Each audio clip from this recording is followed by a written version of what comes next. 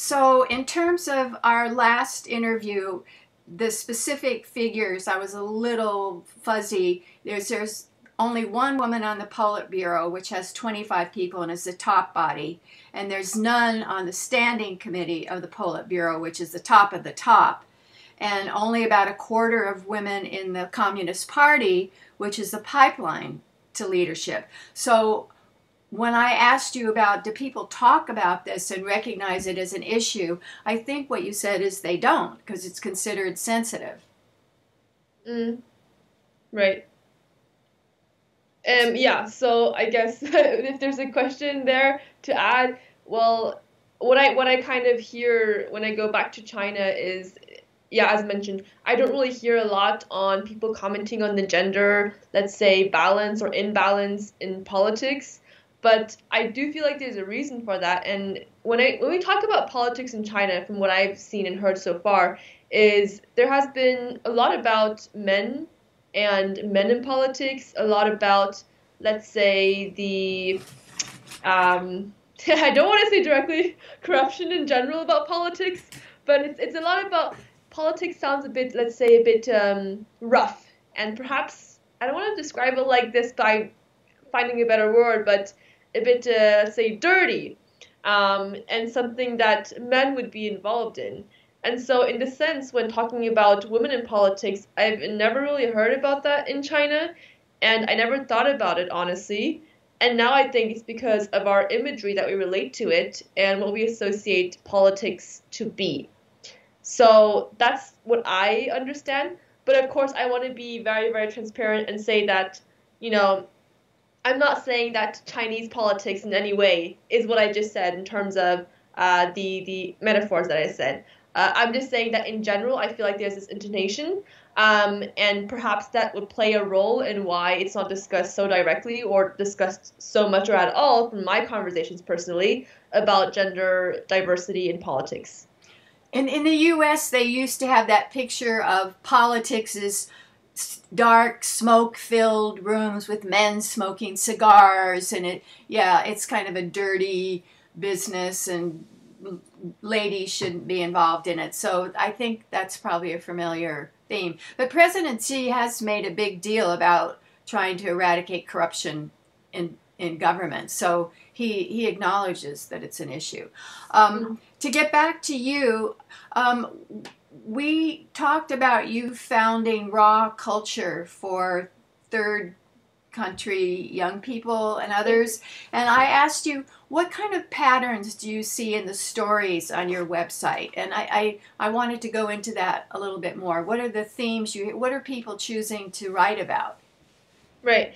So what it comes down to is that they all start off by sharing about, their background in terms of the places they grew up, the places they traveled to, the places that, they lived for a certain period of time during their childhood or during their development. And, that's what they start off with. But then later on, I realized that towards the middle or towards the end, it reveals a certain identity of who they are through these stories. So they go into then more personal aspects of, when I went to this country, when I traveled to this place, when I was this age, they connect it to a very personal or like a personality of themselves. And let's say that they make it much more personalized, and they realize during the duration of them telling this, let's say, moving and going up story, that there is a power in the location and the cultures that they travel to and where they go during their life.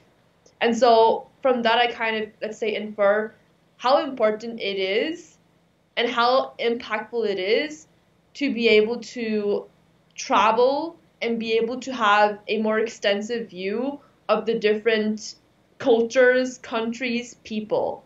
So I'm just very happy when at the end of the story or the interview that I have with them, it always feels like it's perhaps, at least for me, I see it, that they feel like they reflected on their life in some way, and it has kind of filled in some form of their identity during them telling and explaining the story. I feel like it's as much for me, but as well as much for them when they're talking about their stories, because they verbally really, guide us along their whole entire traveling story, and how from each location that kind of added to their flavor of their personality. So I think it's a lot about reflection and understanding who they are. And hopefully for them, they also feel this way. But I recognize it through their storytelling. And just what I said, all of this really refers back to storytelling and how humans are all connected in some way or format through these little journeys, and how meaningful all of these, let's say, cultural backgrounds, cultural travels are, and how it can really impact yourself if you have the proper time to think and reflect on it. So do they tend to identify by their nationality, like you would think Chinese, or do they tend to identify by where they grew up? So like you would think I'm Hungarian, or there's some kind of interesting mixture. Mm-hmm. Does that make them feel more more complex and interesting, or isolated and different, or what are the patterns? Yeah, so it's a mix, I have to say. There's all kinds of associations with their identity, and that's kind of the difficulty, to be honest, because for TCKs, it's not so clear. It's not 100. It's not something that we can just directly answer, just like answering our name. Where are you? What's your name? It's something that we don't get a direct, clear answer due to the fact that we've moved so much, or we've had so much surrounding cultural experiences, that it honestly does kind of make sense why we don't have a clear answer for that. So I get mixes of answers from, I feel like home is the first country that I was in, so whatever that is, or I feel like home is the country where I lived the longest or the most number of years in, or I feel like home is, back in Thailand where I found my best friend and we still have contact to this day, and whenever I go back, I feel like, I'm home again. Or it's, even, I don't know. I'm not sure where home is, and I'm still trying to find out, and I'm still on this journey.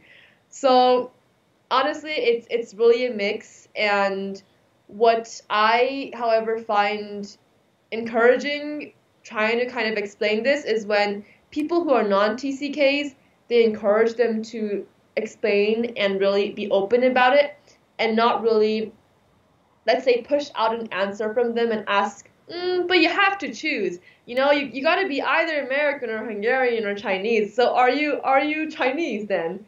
So that's when it gets tricky, because you feel like, you're already kind of unique and weird. But then there's somebody who's externally really trying to understand, and you feel like, oh my goodness, I am really weird, and I should choose to be, let's say, fitting into the normal category of how people identify with their race or their origin or country, whatever it is. So I guess from a TCK perspective, it really truly helps when other non-TCKs are able to really embrace when we talk about where we're from and just be very open to it, because every single person has a different experience, and I think they're more than welcome to share about their piece of stories, which definitely is not same to any other person in the world, which is why it's unique. We should definitely embody it. That's what I would like to say. What do you find in terms of gender breakdown of people who are willing to tell their stories? I'm assuming it would be more young women. Correct. Yes. So far from people I've talked to, it's been mainly women. And also from TCK communities and groups I found online, it's also mainly women. So there are a few men here and there, but I think overall, perhaps in different cultures, there's a consensus that it's much more common for females to be vulnerable and share about things such as identity and finding their voice, finding who they are. A lot of people feel ashamed for not knowing that, and they feel like it's something that should be, known at birth who you are. And the fact that they have to, voice out that, let's say, insecurity of not knowing that, I think it's a struggle for most males in most countries, just because there's still a very strong, let's say, division on the expectations of male and female roles, even though it's improving. but there's still a strong, let's say, foundation that has been set centuries ago. So definitely more female voices. And shout out, would love to see more male voices coming in and having more discussions and stories from their side, because that would actually be interesting to see the discrepancies and how they view and, you know, feel their experiences were different compared to females. So that could be even a new thing that would actually in the end benefit them, and it could be used for further development and research to help the TCK world. So love to encourage more diversity in that. Right. And what could make it even more complicated is now a lot of young people are questioning gender binaries. So I could be born in Zimbabwe and live in the Netherlands and decide I'm gender non-binary, or, you know, whatever. Does that issue come up of gender questioning or being LGBTQI?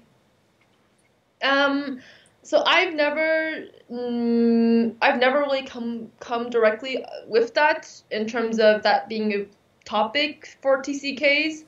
But for example, I recognize that, you know, it's a growing topic and people are, you know, having different types of, let's say, gender labels.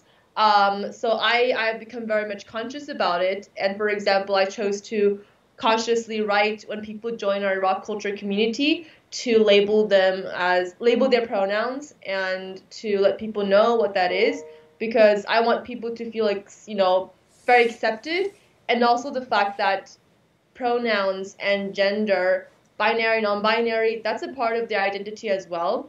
And so I hope that through that they're able to become more confident in expressing who they are, regardless of what they take on, you know, their label. So it's a part of it, I would say, but I haven't seen really a specific division regarding TCKs or a particular interest on TCKs yet. But I think it's an interesting topic and it's definitely growing. And I imagine seeing a bit of a more of a change, or let's say a prominence here and there in a few years potentially, or quicker. Who knows? What are your pronouns, may I ask? Yeah, I go by she, her, hers. Right. You've done volunteer work in other countries. Could you say a word about that, where you've been and what you learned? Sure. Yeah, I would love to. So I went to Salanta, Romania a couple of times. I would say it has been 5 or 6 times I've been there. It's an orphanage that my past school organized, and we would go there for the weekends. And what would happen is we would help the orphans with the supplies that we donate. So it's stationery, clothes, food, but as well the most important part was the emphasis on spending time with the children. And so a lot of times what we did was just play, talk to them, and that's something that, you know, orphans kind of miss, because they don't have that, let's say, conversation or that, you know, partner who's always with them. And so I think it was very nice to be able to, you know, go back and always go back during those, you know, trips and see people recognize us after a few trips and be like, oh my gosh, you're back. It's like, you know, like an old friend. And that's really comforting, because that kind of really confirms the, let's say, nature of humans of, you know, every single person wants to be heard and wants to feel like they belong in some way or form and to feel respected about their identity. And for somebody to, you know, go there and acknowledge that they exist, that they are heard, that people, you know, care about them, it's something that they remember. So yeah, I really love doing it, and, you know, going back and seeing how they grew as well over the years has been really amazing.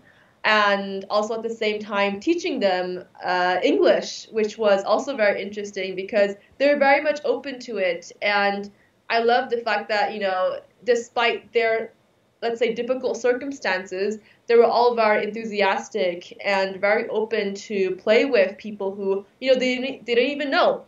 We came as strangers, but afterwards, they were the ones who were always super, super warm. And sometimes I felt a bit guilty because they felt they were sometimes, you know, the ones perhaps who had to make some people feel like they're at home, the people who came to help, right? So it's the energy that was really great, and I really enjoyed it. On the other hand, I also went to Senegal, to Dakar, Senegal, and that was also really nice. It was for 1 week. It was to visit also an orphan school, and yeah, it was a similar feeling in terms of just the warmth after just one day of arriving and feeling that you're not judged based on your race, on who you are. You just come as you are, and everybody accepts you. People don't see you by me as an Asian who came, or white people who volunteered and came. Everybody was just seeing a person as a person, and then we had a great time. We played soccer, we read poems, we painted murals, we did everything.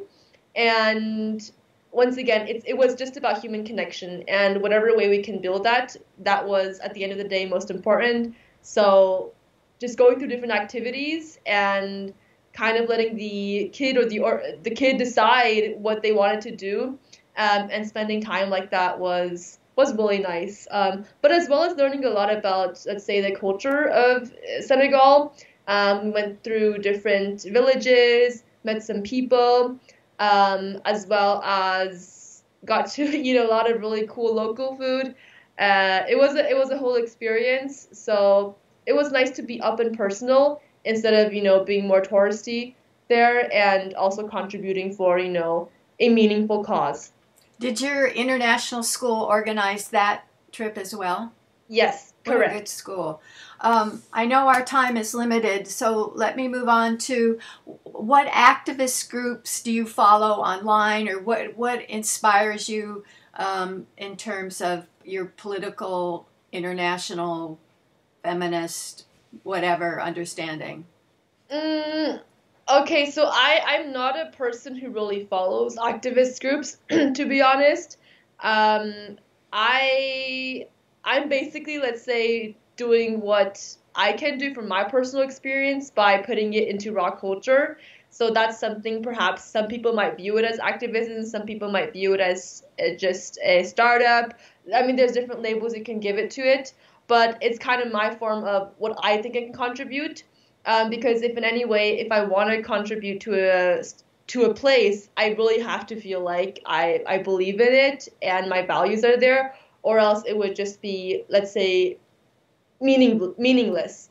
So essentially, in short, I don't have a particular activist organization that I follow, but right now I feel like what's the most important is to not be divided in like the different groups that we're following, but to look at what is relevant and what we can really help, and for it to be, let's say, up to date. For example, the Ukrainian war going on right now, of course I'm helping and contributing in what I can and do, and spreading the news and sharing it in my networks as well as donations. So doing things like that, if it counts as activism, perhaps, but I think doing what is relevant and could really make a change on a big scale, no matter what it is. So those things I'm involved in, yes. What do you see yourself doing 10 years from now, personally, Sure. occupationally? Yeah, so definitely rock culture I see in a grand vision, and I hope that it becomes a household name for third culture kids, multiculturals, and a space that empowers multicultural people to be who they are, to be fulfilled and feel like they're complete, and that they're also able to go beyond their potentials in essence, and be able to use it for the good of the community, for the environment as a whole in the world. And so I guess, let's say, a grand vision for my startup rock culture, for it to really impact lives and people. And personally, for me, I think to always not never stop, let's say, I mean, cliche, never stop dreaming, of course not, but like never stop doing things that are meaningful. I've let's say I've always been quite reflective, and I've try to take a lot of time in thinking about what things I spend my time on. And so I always want to be intentional, no matter if I'm, 50 or 70 or 80. I always want to do something that really makes an impact. And it's not just I'm doing it because I'm doing it because I see other people are doing it, but just because I feel like it could really make a difference and it rings a different way in my heart and to the others around me. So continuously making an impact and working. I really can't imagine myself not working, to be honest, in the future at all. So yeah, just continuing with whatever I can contribute. What about your ideal job with your communication studies? I mean, to be honest, from my experience so far, and I know that I still have a lot more to gain and go, from right now, I can say that I'm most passionate about entrepreneurship. I think it's something that's very, let's say, exciting, and I really like the thrill of just going out and doing something that, hasn't been done. But as well as just making a difference by it. Because why would you just follow some other thing that has already been existing when you could create something and create a bigger impact by making it a new initiative or a project? So entrepreneurship is something I really like, but as well as I like the efforts that have been done in the UN. So I'm also interning soon at the UN, so that'll be very nice, and trying to gain some, let's say, practical work experience in that sense, but as well as entrepreneurship is really what I'm interested in. So does that mean starting your own business, or because raw culture is probably not going to support you economically, correct? And well, so there, by the way, there's some exciting things coming up in raw culture. So let's say you're not, yeah, so it could support me, but yeah, essentially a business. What's the exciting thing that's coming up? Well, I unfortunately can't say it yet just because it's still in the works, but it's going to the mission of empowering the potential of multiculturals and using it in the work world, in essence. Very intriguing. Is there anything else that you would like to add about raw culture or your perspectives as a young leader? Sure. I mean, first of all, thank you very much for this opportunity to, just share about, what I think as a young activist. If I'm not sure if I consider myself an activist yet. I do. Yeah. Okay. So thank you very much for this platform and this space. I really appreciate it. I feel like not enough people are given this space to really speak up and tell about their opinions and be heard. So I really appreciate this platform and what you're doing. All the best. And I guess about raw culture, you guys can follow raw culture on the different social media sites. That would probably be the first thing, because you can see the freshest updates there, and considering which social media channels we are on: Instagram, on Facebook, on LinkedIn, on YouTube, on Pinterest, on Twitter. So, basically all the major channels. So you should probably find us. But for some channels, which I need to remember still, sometimes it's Raw Culture 2, and sometimes it's Join Raw Culture, sometimes it's Raw Culture. So, but if you go on Instagram and you find one of my channels, you'll be able to find the others. So don't worry about that. And the website is joinrawculture.com. And I would love, as an action step, I guess, to invite any TCKs who are watching right now between 18 to 30 years of age to join our community of Raw Culture, where we host weekly calls, we do events, we also offer opportunities for TCKs in resource section. So it'll be very beneficial for you to join. And you can also make friends and have discussions with TCKs as well in the same group. So I would love to invite you guys. How many people are active at this point, like in the calls, typically? Yeah, so let's say I just revived it, in essence, my community. but sometimes it's around 4, and sometimes it's around 3, so not a lot, excluding myself. But it's a close community. It's growing, and hopefully everybody is gonna, recognize that it could be beneficial for them when they talk. But yes, that's why. Please, everyone who is watching and is a TCK, I would love to invite you in, and would love to see you actually personally in community calls that happen weekly on Sundays at 6 p.m. CET. I'll tell Eric Schneider, who's a German who founded Youth Leader, which is a magazine and a really good communication. I'll ask him to announce it. And there's a group globally called Men Engage, and so those two avenues would be good ways to reach men as well. That's awesome. Okay. Thank you very much. Thank you very much for suggesting it. I feel guilty for taking your time, so thank you, and stay in touch. Thank you so much. Thank you very much.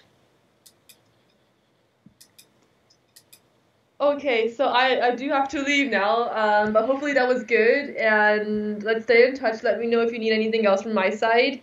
Okay. Yeah. Okay. Thank you. Thank you. Thank you. Bye. Bye, Miss Gemini.